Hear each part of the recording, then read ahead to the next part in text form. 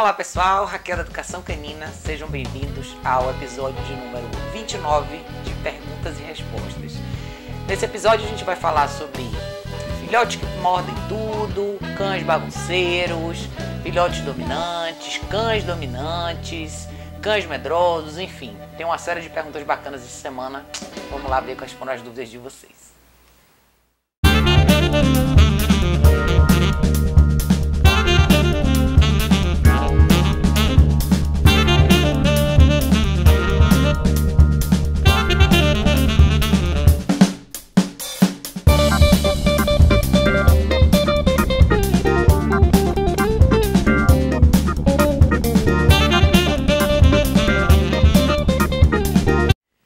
Pergunta de número 1 dessa semana vem do Facebook pelo Leonardo Brocchini. Leonardo diz: olá, gostaria de saber a respeito de uma situação de medo. Meu cão tem 5 meses, é um husky. Quando passeio com ele, o medo que ele apresenta de pessoas e alguns barulhos é alto e bem elevado. Ele puxa para trás, se debate, tenho passeado todos os dias de manhã e à noite, desde que ele tomou a terceira dose de vacina há cerca de 2 meses. Gostaria de algumas dicas para desensibilizar ele a esses barulhos e a presença de estranhos, mesmo quando apenas passam por ele. Desde já agradeço. Leonardo, muito legal a sua pergunta, tá? Huskies são cães super sensíveis, mas independente de você ter um husky ou não, isso pode acontecer com cães de qualquer raça. O que acontece? Eu sempre falo para as pessoas que acabaram de comprar um filhote ou estão na primeira fase de sair na rua ou de expor o cão a todos os estímulos urbanos, sempre lembrar uma questão muito importante, que é: advogue pelo seu cão, tá? Você tem 2 coisas importantes para fazer. A fase de desensibilização para o seu cão é uma fase onde ele precisa se sentir seguro com você, tá? Então é muito importante que desde já ele aprenda a fazer uma caminhada estruturada. O que eu chamo de caminhada estruturada é o cão andar do seu lado, no seu passo, junto com você. Nunca na sua frente, nem longe demais de você. A intenção é ele te acompanhar ao longo da caminhada. Na caminhada, você precisa advogar por ele. O que é que isso significa? Eu sei que é muito comum a gente sair na rua e a gente achar que o processo de socialização começa quando as pessoas vêm mexer com o seu cachorro, quando outros cachorros vêm conhecer ele. Na verdade, isso depende muito da atitude de cada cão e da característica de indivíduo que cada cão tem. Mas, via de regra, eu sempre aconselho: passeio é um momento seu com seu cão. É um momento onde vocês dois têm que estar conectados, onde o seu cão tem que acompanhar você. Ele ainda não está num cenário onde as pessoas têm que se aproximar dele. Nesse momento, a intenção é ele aprender a existir ao redor de todos esses estímulos. Então, o que é existir? É existir sem interação, é estar naquele momento, estar presente naquele momento, sem retrair, mas sem invasão do espaço pessoal. Infelizmente, muitas pessoas passeiam na rua e querem pegar nos cães da gente. Eu vivo isso todos os dias. Eu saio com 4 cães e eu praticamente tenho que desviar de algumas pessoas, porque eu sei que as pessoas não respeitam o fato de eu estar fazendo a minha atividade com os meus cachorros e elas querem mexer com os cachorros. E os meus cães não têm esse problema, mas você desconcentra os cães, você tira toda a concentração que ele tem na atividade e o seu cão começa a ficar disperso, distraído, e daí começam os comportamentos que a gente não quer. No seu caso específico, você está lidando com medo, receio, a insegurança do cachorro em relação a pessoas novas, carros, barulhos, enfim. Eu faria o seguinte: quando você estiver em casa com ele, é extremamente importante que você comece um treino de sensibilização, se é assim que você quer chamar, primeiro dentro de casa, tá? O que é que você vai fazer? Entra no YouTube e procure barulhos de rua, barulhos de pessoas no shopping, barulhos de pessoas no aeroporto, todos os barulhos que representem uma aglomeração de pessoas num lugar só. O que é que você vai fazer com o seu cachorro? Você comece a trabalhar o exercício do place, o exercício do tapetinho. Eu falo dele em inúmeros dos meus vídeos e eu tenho alguns vídeos na prática que te mostro. Ele é super simples. Você vai escolher um tapete, uma superfície diferente, uma caminha, qualquer coisa que você quiser que seja diferente da superfície do chão. Coloque esse tapetinho ou essa caminha, o que você quiser colocar, num espaço da sua sala. Coloque o seu cão na guia e incentive e motive ele a ir para esse lugar. Quando ele colocar as 4 patas nesse lugar, você dá um pedaço da comida do dia. Comida do dia, tá, Leonardo? Não precisa adicionar nada mais. Você pode pegar a porção dele da noite ou a porção dele da manhã e fazer isso aí. Então é muito importante que você condicione esse cachorro para ter esse comportamento dentro de casa. Quando ele aprendeu o exercício do tapetinho, o que é que você tem que fazer? Qual é o objetivo do exercício do tapetinho? Ele vai para um lugar, senta e deita naquele lugar. E aí? E aí você está treinando uma coisa chamada concentração e orientação. A intenção do exercício do place, o exercício do tapetinho, é o seu cachorro ficar nesse espaço por um bom tempo. Quando eu falo um bom tempo, são 40 minutos, 1 hora, 2 horas. O tempo que ele estiver praticando duração é um tempo que a mente dele vai começar a relaxar. Eventualmente o seu cachorro dorme naquele espaço. Esse é um exercício essencial para a rotina doméstica, porque quando você recebe visita em casa, o que é que o seu cão faz? Quando vem o técnico da NET na sua casa, o que é que o seu cão faz? Quando vocês vão jantar, o que é que o seu cão faz? O exercício do tapetinho vai ser sempre essa resposta. Ele vai ficar nesse lugar, sentar, deitar e esperar. Isso é muito importante, principalmente para cães inseguros, tá? Eventualmente, você vai adicionar esses sons enquanto ele estiver no tapetinho, trabalhando a duração no exercício. Por quê? A primeira vez que você adicionar um som, você vai ver que a tendência dele é sair correndo. Então o que você vai fazer? A guia serve para você limitar os movimentos e manter ele de volta naquele espaço. É muito importante que ele aprenda a lidar com esse grau de estresse, essa sensibilidade extra que os huskies têm, alguns border collies também têm. Você vai ver que eles tendem a fugir da situação. E o que você quer não é um cão que fuja da situação, você quer um cão que saiba lidar com a situação. Então isso vai exigir de você inúmeras repetições, você tem que fazer isso todos os dias. Comece com os sons mais baixos, depois aumente o volume do som. Você pode usar uma infinidade de sons, desde campainha, buzina de carro, barulho de ônibus, batuque de panela, barulho de carnaval, gente falando, barulho de bar, barulho de boate, o que você quiser. Todos esses sons estão disponíveis de graça para você no YouTube. É só você abrir seu computador, coloca lá som disso, som daquilo, você vai achar. Comece a condicionar isso com ele agora, já. Uma outra coisa que seria super bacana para você também é: cães inseguros tendem a ficar seguindo a gente pela casa. Você não mencionou isso, mas se esse for o seu caso também, eu indico 100% você usar a caixa de transporte. A caixa de transporte, já compre uma caixa grande, porque ele vai ser um cachorro grande, já compre a caixa do tamanho adulto para ele e comece a condicionar ele com momentos de tranquilidade e sossego na caixa de transporte quando você não puder supervisionar. Por exemplo, você vai tomar banho, ele fica na caixa de transporte. Você vai lavar louça, ele fica na caixa de transporte. Você vai atender o rapaz que veio consertar sua máquina de lavar, ele fica na caixa de transporte. Cães têm instinto de toca, principalmente cães inseguros gostam de um espaço menor. É muito mais favorável para ele que ele fique no espaço dele do que ele procure um espaço para ele sozinho.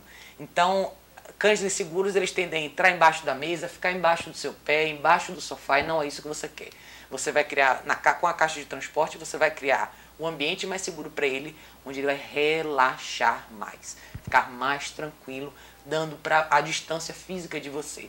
Isso vai fazer com que a confiança dele suba, ele precisa ser um cão um pouco mais independente e não deixar a insegurança dele tomar conta da parte comportamental inteira, tá? Leonardo, eu acho que você está na última fase de condicionamento. O que acontece com você é natural, muitos filhotes passam por essa fase, mas isso não vai mudar por si só, tá? Isso depende de você. Então lembre o seguinte, faça esses exercícios em casa e quando você sair com ele na rua, treine um pouco da sua caminhada na guia com ele em casa e quando você sair com ele na rua, advogue por ele. Não faça questão que ele interaja com outros cães, não é a hora dele andar do seu lado, não permita que as pessoas venham e passem a mão nele e jamais force essa aproximação. Os cães não conhecem pessoas assim, eles gostam do cheiro e da presença das pessoas. Se o seu cão ainda não tem interesse, ele não tem que fugir, a única coisa que ele tem que aprender é estar no ambiente, ou seja, o que você pode praticar é encontrar com a pessoa na rua, conversar com a pessoa e fazer com que a pessoa ignore totalmente a presença do seu cachorro enquanto ele espera do seu lado. Só. Evite usar coleira peitoral, tá? Lembre o seguinte, huskies são cães de trabalho, são feitos para puxar trenó com pessoas e coisas em cima, extremamente resistentes. O peitoral só vai fazer com que o seu cachorro fuja mais ainda de você. Você precisa do equipamento certo, de preferência use uma guia unificada ou use um enforcador de tecido que vai te ajudar bastante nessa hora, tá? Se você tiver dúvida, estiver aqui em São Paulo, entre em contato comigo, a gente pode marcar uma aula na prática, mas eu tenho certeza que você pode começar no caminho certo com esse pequeno aí e ter um excelente cão para a vida, tá bom? Se tiver dúvida, entre em contato comigo. Obrigada, Leonardo. Pessoal, a pergunta de número 2 vem pelo Instagram do Fernandes Neto 4. A pergunta é: olá, é possível melhorar o comportamento de um cão macho sem castração? Meu cão é muito ativo, quer marcar tudo. Além disso, ele fica doido quando vê outro cão. Olha, Neto, eu acho que vou chamar você de Neto. Neto, é o seguinte, a castração em si, ela não define o comportamento dos cães. Porém, os cães que não são castrados tendem a mostrar muito mais intensidade em alguns comportamentos específicos. Entre eles, a marcação de território, ou seja, a urina constante em lugares diversos, não só com a intenção de aliviar a bexiga, mas com a intenção de provar um ponto, hierarquicamente falando. Você falou que ele é muito ativo e ele fica muito agitado quando ele vê outro cachorro. O que acontece? Você pode sim ter um bom cão não castrado, mas vai exigir um pouco mais de você. Você vai precisar deixar as regras muito claras, você vai precisar saber aplicar correções e você vai precisar saber motivar esse cão para fazer o que é certo. Em todos os meus vídeos eu tenho falado bastante sobre a questão da comida do dia. Gente, isso muda bastante a questão da rotina dos cães.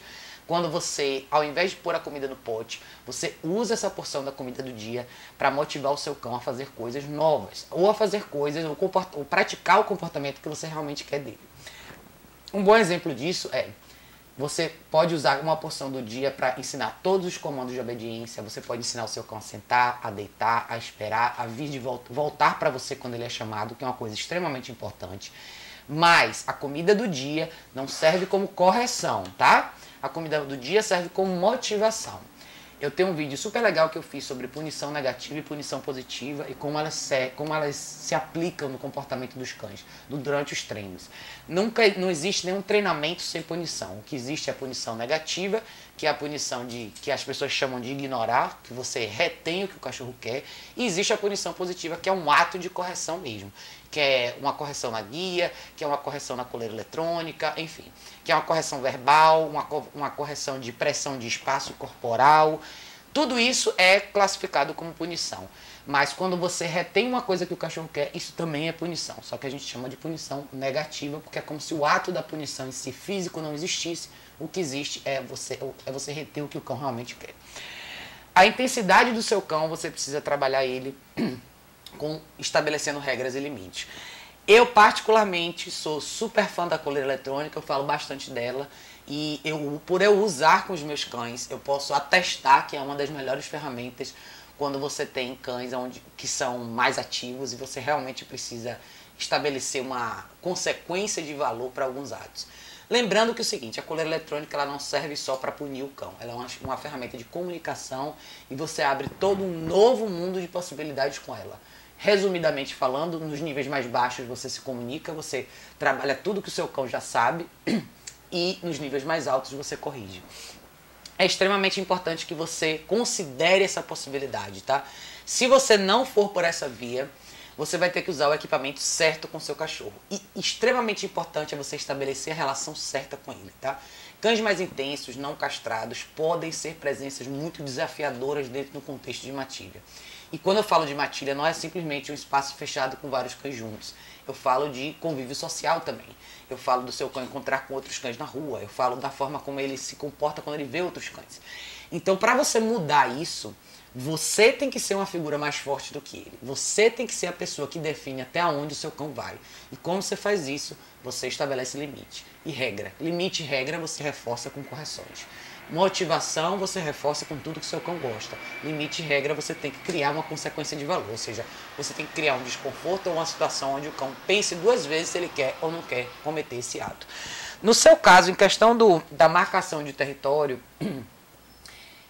eu acho que é muito importante você limitar o espaço do seu cão e supervisionar 24 horas. Se você quer ter um cão não castrado, a caixa de transporte é o primeiro ponto que você tem que considerar. Use a caixa de transporte. O seu cão não pode ficar sem supervisão, circulando pela casa e detonando sua casa inteira, fazendo xixi na geladeira, nos móveis, enfim. Quando ele estiver solto, ele tem que ter supervisão. De preferência, use uma guia um pouco mais longa, mais leve e fique com essa guia nele. Não sei se eu tenho uma perto aqui, mas enfim, as guias fininhas da K9 são ótimas para você usar em casa. Essas guias vão servir para você limitar o espaço dele e dar leves correções nele quando ele mostrar a intenção de fazer xixi no lugar errado. Quando você caminhar com ele, é extremamente importante que você defina quando e aonde o seu cão vai fazer xixi. Muitas pessoas acham que eu saio na rua, o cachorro tem que fazer xixi em todos os lugares. Não é bem assim, tá? Principalmente cães com problema de comportamento precisam estar atentos a você o tempo inteiro e eles precisam de permissão. É cruel não deixar meu cachorro fazer xixi? Não, não é cruel. Você está sendo um dono muito mais responsável quando você orienta e define até onde o seu cão vai. Principalmente no contexto social, tá, gente? O contexto social é uma das coisas mais importantes para o convívio dos cães. Muitos cães acabam vivendo uma vida extremamente isolada porque eles não sabem lidar com o que tem lá fora. Então passa o resto da vida dentro de casa e não é isso que eu quero para você, tá? Eu acho que você pode reverter esse quadro, mas lembre o seguinte, tá, gente? Nenhuma ferramenta resolve nenhum cachorro. O que resolve é a sua intenção e a forma como você coloca isso em prática. Tem que colocar em prática, tem que fazer dar certo. Você tem que aprender a dizer para o seu cão sim e não. Então sim é motivação, não é correção. Simples e objetivo, é assim que funciona. Os cães não levam pro pessoal, se você deixar isso claro, for consistente, o seu cão vai aprender o que você quer. Vai aprender o que ele pode e o que ele não pode fazer, tá? Se você estiver em São Paulo, entre em contato comigo, a gente pode marcar uma aula na prática, eu te mostro exatamente como é que isso funciona. Mas dá uma olhada nos meus vídeos, eu tenho muita coisa bacana que pode te ajudar. Eu tenho vários artigos interessantes que falam de uma forma bem detalhada como que dá para você fazer isso, tá bom? Mas eu fico à sua disposição. Obrigada pela sua pergunta. Gente, a pergunta de número 3 vem do Facebook também, pela Alexandra Augustinho Baesso. Oi, Alexandra, tudo bem? Acho que você já mandou pergunta antes, né? Ela diz, minha cachorrinha tem 2 meses, é uma Shih Tzu. Ela morde o tempo todo nossos pés, calçados, o que é que eu posso fazer? Alexandra, você tem uma cachorrinha de 2 meses, é um filhote super jovem. O que eu faria no seu lugar, tá? É muito importante que nessa fase você promova muito desafio mental. Cães muito jovens como o seu, são muito filhotinhos ainda, eles não têm a oportunidade ainda de sair na rua, caminhar e fazer outras coisas que os cães adultos fazem. Mas o que você pode fazer é use a interação mental. O mordiscar significa o desenvolvimento dos dentes e a forma como os cães se comunicam com a boca. Mas para você estabelecer limite, é importante que você defina o espaço que o seu cão pode ficar e defina como a interação dele com vocês vai acontecer. Eu não sou contra você redirecionar. Eu acho que tem muita coisa que você pode redirecionar o seu cão para morder. Tem uns brinquedinhos super legais interativos que são bolinhas que você encaixa uma na outra e você coloca a parte da comida. Ele tem que dedicar horas tentando descobrir como a comida sai. Tem brinquedinhos interativos onde você esconde pedacinhos da comida dele para ele encontrar. Mas essa é uma fase super gostosa que você pode começar já com um processo de indução de comportamento. Você pode já ensinar todos os comandos básicos para ele agora. Lembre que é um cão muito jovem que tem pouca concentração. Então não espere duração nessa fase. Mas você já pode usar esse tempo livre, ao invés de você simplesmente deixar ele circular pela casa, use esse tempo a seu favor. Filhotes comem bastante, então talvez você esteja aí numa fase de dar 4 refeições por dia para ele, use essas refeições a seu favor. Então traga ele para você, ensine ele a sentar, ensine ele a deitar. Comece já um pequenininho condicionamento com a guia, por que não? Uma guia bem levezinha, botar no pescoço e tirar. Condicione ele já com a escovinha. Shih Tzus vão precisar tosar a vida inteira, então eles vão precisar ser escovados o tempo todo. Já pode começar esse condicionamento. Use a comida do dia para isso também. Filhote de 2 a 4 meses, comida 100%. Use toda a comida do dia para condicionar tudo o que você quer. Agora, não esqueça de corrigir. E corrigir um filhote de 2 meses é a coisa mais fácil do mundo. Às vezes é só um tom de voz diferente e vai fazer com que o seu cão retraia. Então, nunca permita que ele morda vocês, nem você, nem criança, nem móveis, nem nada disso. Você pode prover coisas para ele se distrair, mas você não pode permitir que ele faça esse tipo de... que ele morda vocês, ou móveis, ou outras pessoas, sem consequência, tá, gente? Essa fase é uma fase super importante, que se a gente não apresenta uma consequência, o cão continua praticando aquele comportamento e eventualmente ele vai se tornar um cão adulto e não vai entender quando você quiser corrigir. Eu particularmente conheço alguns Lhases e Shih Tzus que desenvolveram um comportamento bem reativo com pessoas, inclusive de morder os próprios donos, porque provavelmente nessa fase não houve consequência de valor. Então eu não estou falando que você tem que bater nem machucar o seu filhote de forma nenhuma. Use a consequência de valor relevante para ele. Cada cachorro é um indivíduo. Cada um deles responde de uma forma. Às vezes, só você fazer não já é o suficiente. Mas faça o que for necessário para interromper o comportamento dele. Você pode fisicamente tocar nele, remover ele do lugar, segurar ele, fazer com que ele fique parado. Enfim, tem 1000 coisas que você pode fazer. O importante é que ele entenda que o que ele está fazendo é errado. Botem esse conceito em prática, tá, gente? Muita gente... Eu tenho recebido muito contato de pessoas que marcam aula comigo e foram recentemente instruídas a nunca dizer não e nunca discordar do cachorro. Isso é um erro fatal. Se você nunca discordar com o que o seu cachorro faz e você sempre ignorar tudo de errado que ele faz, a tendência é o comportamento errado escalar. E, eventualmente, você tem um problema bem maior, tá? Então, vamos pôr essas coisas em prática. Corrija o que você não quer, motive o que você quer, limite a liberdade, instrua mais, desafie mais. Use a comida do dia, com certeza você vai ter um bom resultado, tá bom? Se você estiver em São Paulo, entre em contato comigo, a gente pode marcar uma aula na prática com você, tá bom? Obrigada pela sua pergunta. Gente, a pergunta de número 4 também vem no Facebook da Helena Pereira. Helena diz: o que fazer quando o cachorro tira a roupa do varal? Helena, eu há um tempo atrás recebi uma pergunta igualzinha à sua. É lógico que a minha resposta é muito simples, você tem que corrigir. Mas eu tenho uma pergunta de volta para você. Por que o seu cão tem acesso ao varal? Se você sabe que o seu cão não sabe se comportar ao redor do varal, qual que é o seu papel? Condicionar o seu cão na presença do varal. Então, a gente às vezes só quer lidar com o resultado de um mau comportamento e a gente quer um remédio imediato para aquele comportamento específico. O seu caso provavelmente é um caso de falta de orientação, falta de treino, falta de instrução, liberdade excessiva, afeto excessivo e pouca liderança. Em resumo, é isso. O que é que isso tudo significa de uma forma um pouco mais detalhada? Revise o convívio que você tem com esse cachorro, Helena. Muita gente que tem cachorro acha que o cachorro já vem pronto. Os cães não vêm prontos. Talvez você tenha um cão jovem, um pouco mais ativo. Talvez ele tenha uma rotina tediosa. Talvez ele não tenha muito o que fazer ao longo do dia. E talvez o varal seja a única distração que ele tem. Além disso, o varal é uma coisa suspensa, onde as roupas com o vento balançam. Então isso gera um certo movimento. Para muitos cães isso acaba sendo interessante. O que é que você tem que fazer? Revise a rotina do seu cão. Você está proporcionando exercício físico? Quanto tempo por dia? Você está proporcionando desafio mental? O que é que o seu cão aprende todo dia? O que é que o seu cão pratica todo dia? Você já começou uma base de treino de obediência com ele? E eu estou falando isso porque todo mundo pode fazer isso em casa. O que é que o seu cão sabe fazer? Ele sabe esperar quando a porta abre, ele sabe sentar e esperar quando ele vê alguma coisa passar na frente dele sem reagir, como que ele reage em relação à campainha. Todos esses pontos são importantes, porque o que que você está me perguntando?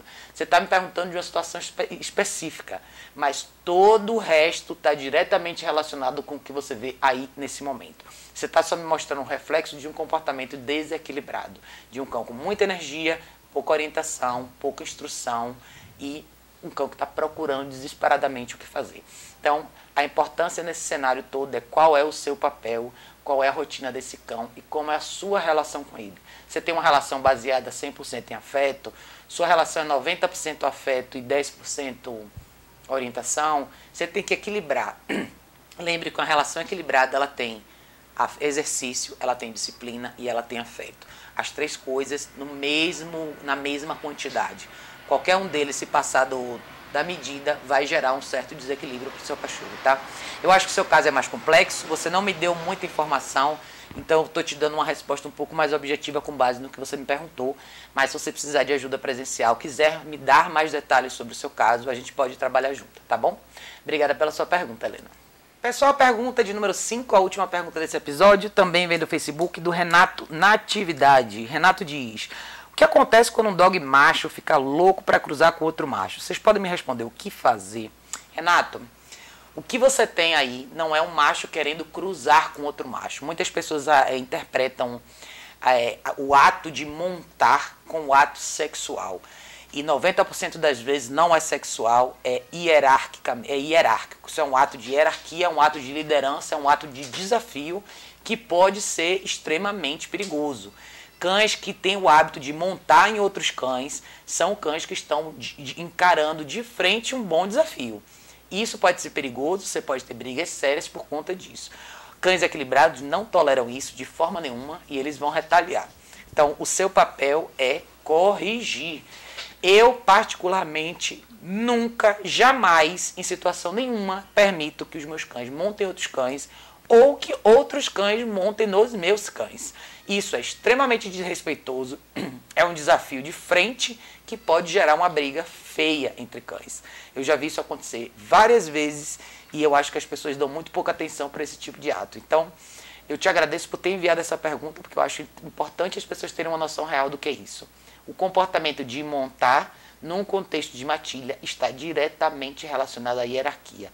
É um cão desafiando o outro e mostrando quem manda. É basicamente isso, tá? Nunca desconsiderem isso e nunca vejam isso como uma brincadeira. Isso só pode ser interpretado como um ato sexual quando você tem uma fêmea no cio. Fora isso, você está falando de um contexto de disputa direto e reto e isso não pode ser tolerável. Se o cão que faz isso é seu, tenha certeza que você sabe corrigir, criando uma consequência de valor. Seu cão tem que entender que isso não é tolerável e quando ele fizer isso, ele vai ter uma consequência ruim. Ele tem que entender isso com clareza, tá? Senão você vai, de fato, ter problemas com esse cão. Isso acontece muito em parques, em praças, em situações onde as pessoas deixam os cães soltos sem ter uma supervisão ou cães que não estão preparados para esse tipo de interação. Eu fico muito alerta quando eu vejo esse tipo de situação, porque isso aí é o primeiro passo de um desentendimento real entre dois cães. E pode ser um resultado feio. Isso acontece com dois machos, acontece com duas fêmeas, acontece entre machos e fêmeas, enfim. Não tem nada a ver com a questão sexual nessa situação específica e está diretamente relacionada à questão de liderança. Então, se você tem um cão que tem esse comportamento, volte para o zero, tá? Tá na hora de você revisar a sua relação com o seu cão. Se seu cão faz isso na sua frente, ele tem muito pouco respeito por você. E ele tem que aprender, de fato, que isso é um comportamento que você não tolera. Eu não sei se o seu cão é castrado ou não. Cães não castrados não fazem isso pela questão sexual exclusivamente, tá, gente? Eles fazem isso porque é uma questão de liderança. E cães não castrados têm isso na veia muito mais forte. Eles são mais intensos, como eu falei na pergunta anterior. E a intensidade vai refletir na questão de hierarquia. E quando você coloca um grupo de cães juntos que nunca se viram na vida, não se conhecem, a primeira coisa que eles vão fazer é disputar a hierarquia. Não tenha nenhuma dúvida em relação a isso. Eles só vão brincar quando entre eles estiver claro quem é quem. Então, muitas pessoas interpretam disputas como brincadeiras e isso pode ser extremamente perigoso, tá? Eu não canso de dar esse alerta porque você vai falar assim, um dia meus cães brigaram, eles estavam brincando, do nada eles brigaram. Não, eles não estavam brincando, eles estavam disputando hierarquia. Isso é muito sério, se você prestar atenção, você vai ver a linguagem corporal dos cães, como é que ela funciona, e montar um no outro pode ser um grande problema, tá? Então você tem que fazer, corrigir. Consequência de valor séria e reta. E revise a sua relação com o seu cão, tá? Se o seu cão está fazendo isso, eu vou te falar a mesma coisa que eu falei para a Helena. Não adianta só você querer resolver um cenário específico. Isso nada mais é do que um reflexo de uma relação de desequilíbrio entre vocês. É muito importante que a sua presença tenha mais valor na relação de vocês dois e o seu cão aprenda a te escutar. Como que ele vai aprender a te escutar? Quando você começar a prover para ele o que ele realmente precisa, quando você motivar ele no lado educacional, quando você começar a treinar ele, orientar ele melhor e estabelecer regras e limites. Todos os cães precisam disso. Cães bem equilibrados, cães tranquilos que vocês conhecem por aí, são cães que sabem as regras da vida. Se o seu cão ainda não sabe, é preciso que você jogue duro, treine seu cão, se instrua mais, aprenda mais, revise a sua relação com ele, para que você saiba exatamente o que fazer quando essa situação acontecer. Tá bom, Renato? Se você estiver em São Paulo, precisar de ajuda, entre em contato comigo. A gente pode marcar um trabalho na prática aí para ver exatamente o que está desencadeando esse problema com o seu cachorro, mas, na minha opinião, está totalmente relacionado à relação que você tem com ele. Tá? Obrigada pela sua pergunta.